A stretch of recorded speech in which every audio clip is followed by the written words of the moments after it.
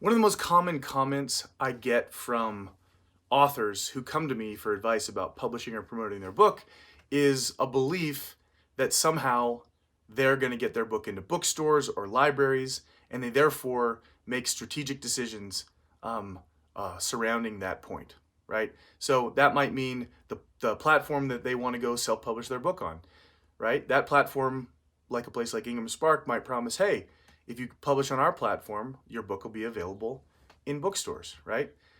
They make all kinds of strategic decisions based on this belief that somehow that book's going to appear in bookstores. But the thing is, self-published books don't get into bookstores, with rare exceptions, like going down to your local mom and pop store and pitching the owner or whoever's in charge of purchasing directly and getting them to carry a few copies of your book.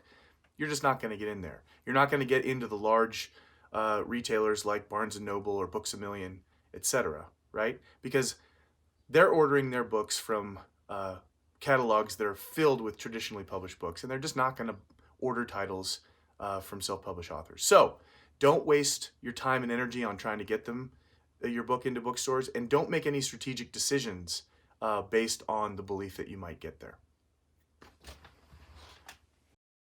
Thanks for watching.